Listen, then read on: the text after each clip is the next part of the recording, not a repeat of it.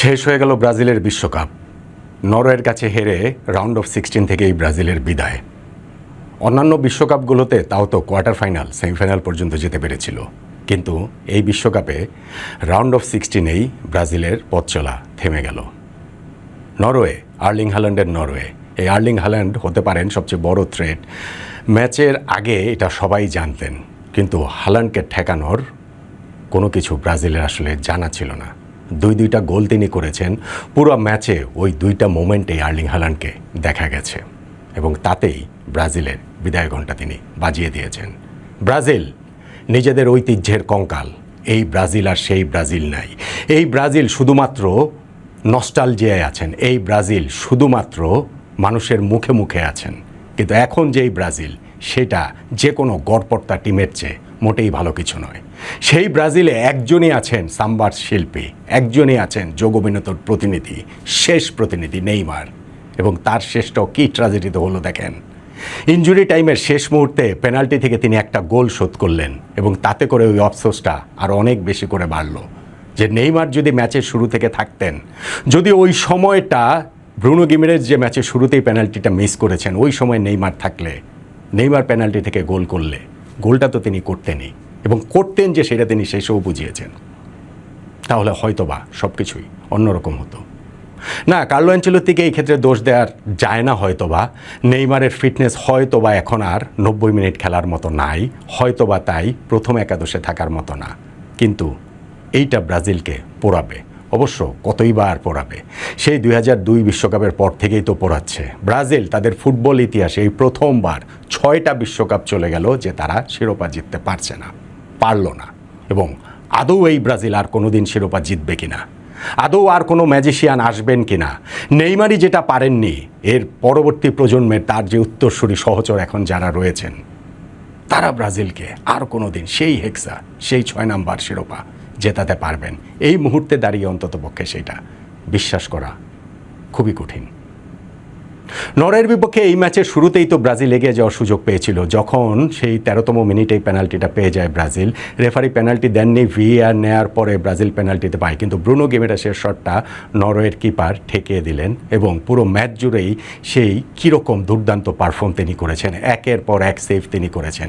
সেইটা গ্যাব্রিয়েল মার্টিনেলির কাটব্যাকে নিশ্চিত গোলের সময়, সেইটা ভিনিসিয়াস জুনিয়রের শট নিশ্চিতভাবে ঠেকিয়ে দিয়ে, সেইটা এনরিককে যখন তিনি মাঠে নামলেন সাথে সাথেই এনরিককে যে রাশ করলেন, এনরিক বলটা একটুর কারণে বাইরে দিয়ে পাঠিয়ে দিলেন, সেইটা আরও একবার যখন আত্মঘাতী গোলটা হয়ে যাচ্ছিল, লাফিয়ে পড়ে কোনো মতে তিনি গ্লাভসটা লাগালেন এবং সেইটা পোস্টে লেগে প্রতিহত হলো। আর আর্লিং হ্যাল্যান্ড পুরো ম্যাচে কোথাও ছিলেন না, তিনি পুরো ম্যাচে কোথাও থাকেন না, শুধু কাজের কাজটুকু করে দেন, শুধু গোলটা দিয়ে দেন। এবং গোলটাও তিনি দিলেন কোন সময়ে, কোন দুইটা সময়ে। 79তম মিনিটে একটা ক্রস এলো লেফট সাইড থেকে এবং সেইখানে মার্কারকে এমনভাবে ছিটকে ফেলে ক্রসটা করা হলো যেন ওইখানে কেউ আসলে ছিলেনই না। আর্লিং হ্যাল্যান্ডের তাকে কাভার করেছে গ্যাব্রিয়েল, অ্যাপারেন্টলি তিনি হয়তোবা ভেবেছিলেন, কিন্তু হ্যাল্যান্ড যেভাবে বলটাকে অ্যাটাক করলেন, যেভাবে হেড দিলেন, সেটার অ্যান্সার গ্যাব্রিয়েলের কাছেও ছিল না, সেটার অ্যান্সার আলিসনের কাছেও ছিল না।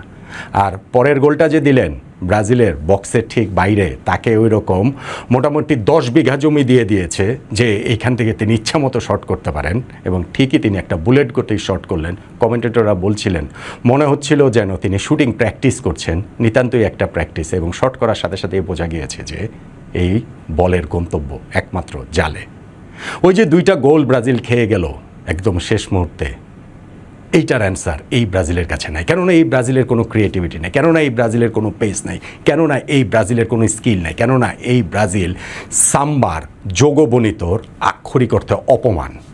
ব্রাজিল বিশ্বকাপ থেকে বিদায় নিয়েছে, এর আগেও সেই 2006, 2010, 14, 18, 22 এবং সেই ইউরোপিয়ান টিমের মুখোমুখি হওয়া মাত্রই যে ব্রাজিলের বিদায়, সেই ধারাটা এখনও অব্যাহত রইল, এই বিশ্বকাপে অব্যাহত রইল।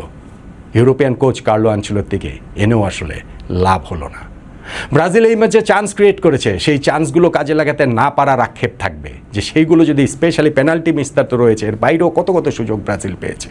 শেষ দিকেও যখন তারা 1 গোলে পিছিয়ে, তখনও কাসেমিরো যেই সুযোগটা পেয়েছিলেন বক্সের ভিতরে, জাস্ট বলটাকে মাঝখানে আস্তে করে ঠেলে দিলেই নেইমার সেখানে ফাঁকা বারে দাঁড়িয়েছিলেন, কিন্তু তিনি না শট করলেন না ক্রস করলেন, পেইসি কি ডেলিভারিটা করলেন সেটা তিনিই জানেন।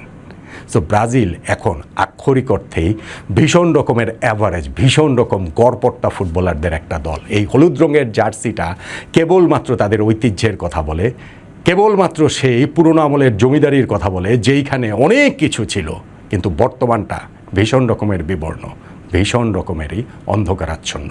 এবং এই অন্ধকার ব্রাজিলের ফুটবল কবে কাটাতে পারবে? ফুটবল তো চক্রে চলে, কোনো না কোনো সময় নিশ্চয়ই কাটবে, কিন্তু সেই সময়টা কবে, কত বছর পর, কত বিশ্বকাপ পর আবার আসে? আবার কবে একজন ম্যাজিশিয়ান আসবেন? আবার কবে সম্মিলিতভাবে ব্রাজিলের খেলা ব্রাজিলের মতো হয়ে উঠবে?